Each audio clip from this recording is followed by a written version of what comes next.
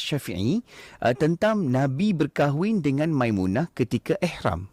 Bagaimana Ustaz? Sayyidatina Maimunah radhiyallahu anha adalah makcik sebelah ibu kepada Sayyidina Abdullah bin Abbas. Dan beliau adalah merupakan isteri Nabi SAW. Uniknya, Sayyidatina Maimunah berbanding isteri-isteri baginda yang lain, beliau adalah salah seorang daripada isteri Nabi yang tidak dikebumikan di Baqi'. Semua isteri Nabi dikebumikan di Baqi', kecuali pertama ibunda Sayyidatina Khadijah di Ma'lah Mekah, dan yang kedua Maryah Qibtiyah luar daripada Baqi' di Madinah, dan juga yang ketiga Sayyidatina Maimunah.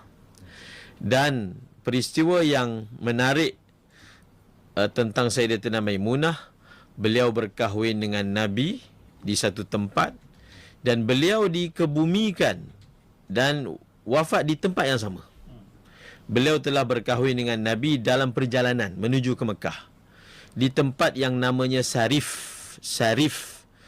dan beliau telah wafat setelah berpuluh tahun Nabi wafat, dan ditanam di tempat yang sama yang beliau telah akad nikah dengan Nabi. Allah buat begitu.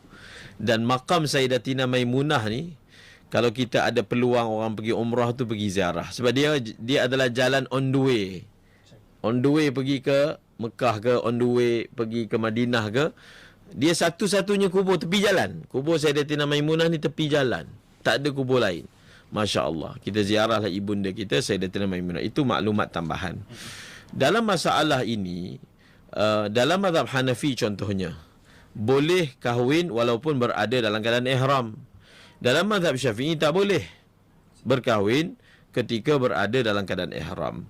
Maka mereka yang bermazhab Hanafi berhujah bahawasanya Nabi telah berkahwin dengan Sayyidatina Maimunah dalam keadaan Nabi berada dalam keadaan ihram. Maka kita kata bahawasanya sebenarnya riwayat tentang perkahwinan Nabi itu ada dua. Ada riwayat Nabi berada dalam keadaan ihram. Ada riwayat Nabi tidak berada dalam keadaan ihram.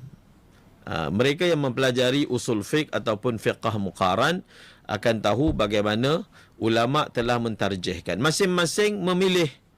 Jadi mazhab Hanafi mentarjihkan riwayat yang kuatnya adalah dalam keadaan tidak ihram, dalam keadaan ihram. Dan mazhab Syafi'i memilih bahawasanya tarjihnya adalah riwayat bahawasanya bukan dalam keadaan ihram. Antara wajah tarjihnya adalah bahawasanya kita memilih perawi. Jadi perawi yang meriwayatkan riwayat bahawasanya Nabi kahwin bukan dalam keadaan ihram itu lebih layak dipegang. Kerana kebanyakan peristiwa haji Nabi diriwayatkan oleh beliau, iaitu daripada Sayyidina Jabir radhiyallahu taala anhu, maka telah ditarjihkan riwayat tersebut. Perbahasan ni panjang, boleh dibaca dalam perbahasan fiqh muqaran. Alhamdulillah.